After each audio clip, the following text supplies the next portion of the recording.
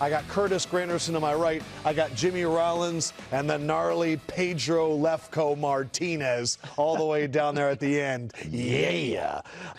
What a game.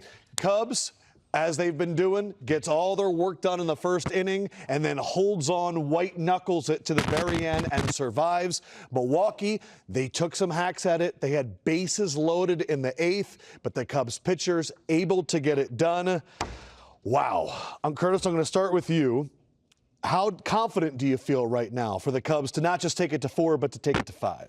The confidence is rising. It's not all the way there yet. We had another start to the game like we've done in Game 1 and Game 2, and then everything fell off. No more runs, no more pressure afterwards, but they did enough to hold on to win this game. If they can keep the starts like they're going, but add, now all of a sudden that confidence and pressure continues to build up. It's there. It's coming. They just haven't been able to execute late when they've needed to. Let's put this into perspective. I think we have a way of showing the first inning run output in this series thus far versus the rest of the game. In first innings thus far, we have had,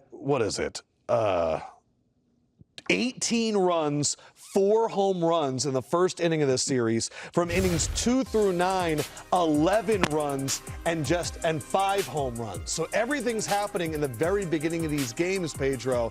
But then afterwards, Milwaukee has been able to chip away, just not tonight. Kudos to the bullpens. And today, they did an outstanding job on both sides. For Milwaukee, I wish I saw a little bit more from the starting pitcher, but he couldn't stay in there for a little bit longer.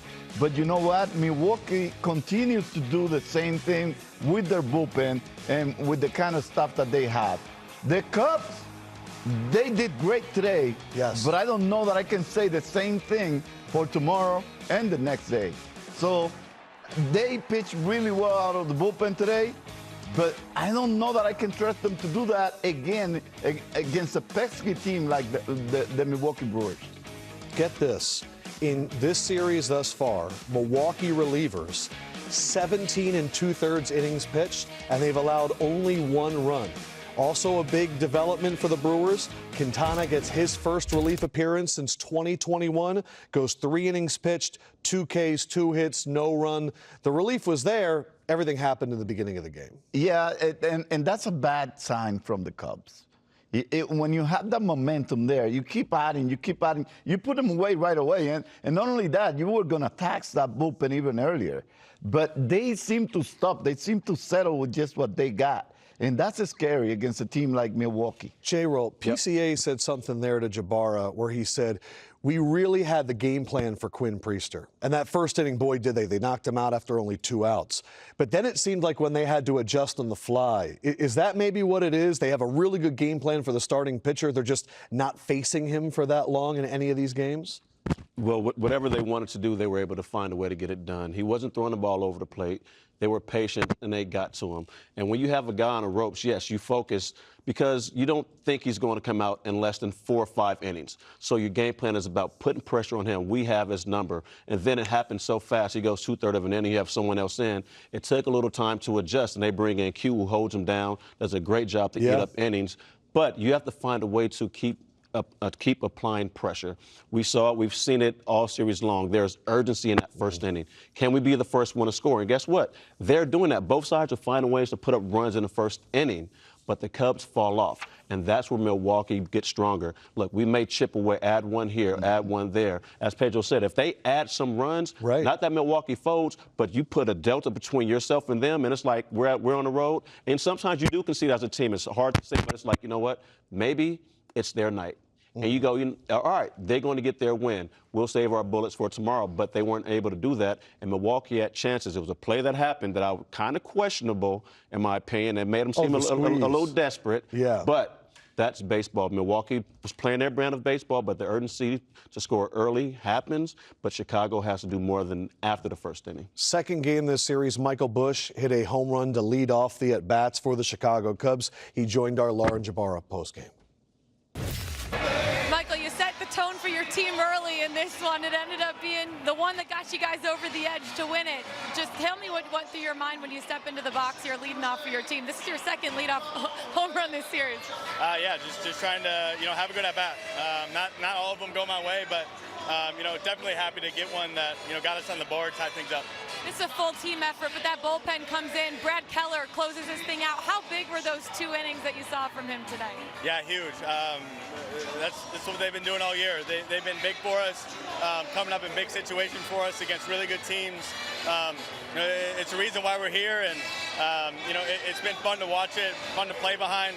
Got great dudes, great on the mound, great in the clubhouse, all around great win. Dansby told me before the game, hey, we need 3, but you're not going to get 3 without getting 1. What was the mindset like of the team heading into this one, staving off elimination? Yeah, that was an impressive first inning by us. I thought just up and down the lineup, even our outs, we just had great at bats. We didn't give them much. I thought we were just locked in from the beginning, and it happened to give us 4 runs to win it. But I thought right off the bat, all 9 of us, kind of gave really good at bats. What's it like being back at home? These fans, it's incredible here. Yeah, it's amazing. Best fans in baseball. They brought it tonight, as they always do. We're excited to get another one tomorrow. Congrats on the win. We'll see you tomorrow. Thank you. Thank you.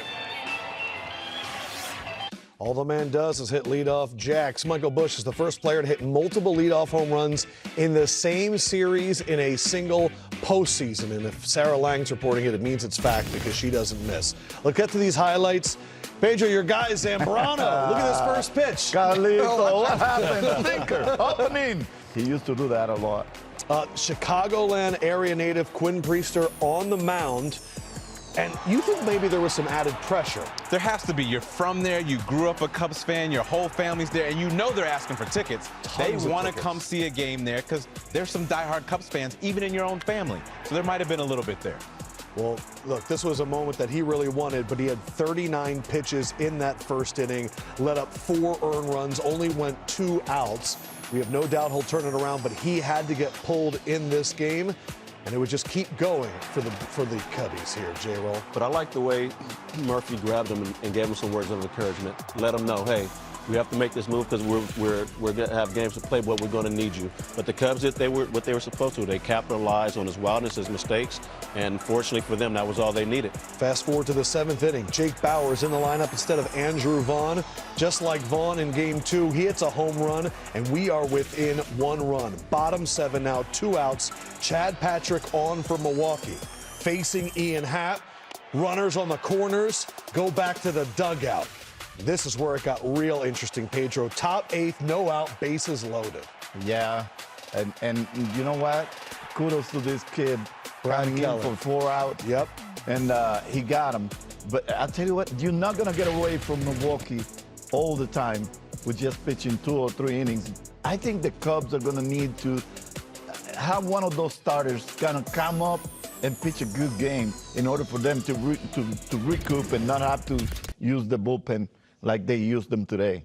If they don't do that, if they don't have one of those starters come up and pitch well, they're going to tax that bullpen. And I just can't see it happening against the Brewers. It's tough, man, especially because you know how much Cade Horton was that plan. And for him not even being available in this division series is so big. But I thought, Tyone, you were impressed because he let up that first run in the first inning, but he did get settled down. And since he's returned from the IL, he's been a steadying force for the Cubs. Well, he did well. I was concerned a little bit about, his rust. And also because Tyone is a fly ball pitcher. And as we saw from left to right, the wind was blowing early. And later on, it was blowing even more. But I think they pulled him off at the right time, and the bullpen was able to pick him up. But I've seen Milwaukee doing that all year. It's not just in the postseason. But I don't know that I can say that the Cubs are going to continue to do that, especially the next 2 games. They need one of those starters to pitch well for them. Cubs, they did break some really unseemly streaks. They had a MLB record 13 postseason games where they had not scored more than 3 runs. That gets snapped tonight. This was also the first postseason game this year for the Cubs where they didn't strike out 10 or more. So it has been an issue on offense. They steadied it tonight. Definitely. We know they're a big play team. They're a big bat team. but they concede and say, we're going to have to put the ball in play and apply pressure. You cut down your swing, put together some at-bats, which they did in the first inning, and you find yourself in better positions.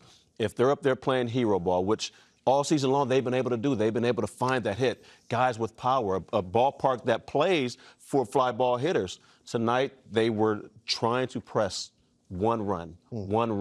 We'll take the single. Think small and big things will happen. They had a big first, and that was all they needed. And PCA said something. It's great hitting when the guys in front of you go get on base. We talked about it earlier, the runners in scoring position. They only had 4 attempts going into tonight. You finally get runners in scoring position, you get some runs to come across the board. But as we saw as the game went along, they struggled to start to get them out there. But as you see here, PCA gets in that situation. He talked about the batter-pitcher relationship. Having those previous at-bats in these situations against someone you face, when this pitch count gets there, this is what he did in the past. He might do the same thing here, and I can take advantage of it with a hit to get some runs across if I have runners in scoring position. I'll tell you what, though. They can say that for today, but remember, we have a few starters that are lurking around for the next 2 games. Not only that, Priester could be used, if not tomorrow, I would say, but the next day. Game 5 in Milwaukee. You have Quintana, who pitched 3 innings, and he's a veteran. He knows how his body responds. Also, you can use in the bullpen, plus the rest of the bullpen. And plus Uribe is fresh. 1 inning, easy inning yesterday, the day before. They have pretty much the same bullpen they had all year, plus a couple of arms from a few of the starters that they haven't been using. But if you're the Cubs, you're happy. They strung together some hits, and I hear what you're saying. Yeah, but it's going to get as a positive, even more difficult. We were able to string together some hits. Yes. We only did it really for 1 inning. We got 4 runs, but that's something that we haven't done in a while, especially in these playoffs, a multiple-run inning, stringing together hits, because, as you said, they know they have arms out there. And if you're trying to go big against those arms, it's not going to happen. But if you can go single, get a double, get runners on, get another single, and play that defense. applies pressures. Yep. You always have to play defense, of course. I saw Nico Horner finish the game on that great play. You know why? You know why? Why? He's from Oakland, dog. Come on. Oh, there we go. That's how we build them out there. But what Joe I'm Morgan, saying J-Roll, is they stayed away from mistakes. If they happen to make that mistake in that rundown where the ball was almost thrown away, we will be talking about the Milwaukee Brewers probably popping champagne right now. Or the runner just turns and hits the guy because he was literally standing next to him. Right next to him. But at the same time, when you look at the things that went right for the Cubbies and the things that could have happened in that game, you have to kind of look to the future. And the future looks bright for the Milwaukee Brewers. I'm not saying it's not bright for the Chicago Cubs, but they're going to need those guys to really be at their best. Defensively, in the bullpen, and they need, like I said, one more starter to actually give them a little bit of rest in the bullpen. Yeah, the Cubs won tonight the way we saw them win in the regular season. Score what you need to, and then play lockdown defense in the field to get home the W. They are flying the W flag in Chicago. I'll sink with my ship if I have to. Last chance. Cubs in 5. Joey, we wish you the luck. PCA, after having a rough postseason, came through in that first inning, gave them what they needed, and Keller shut the door.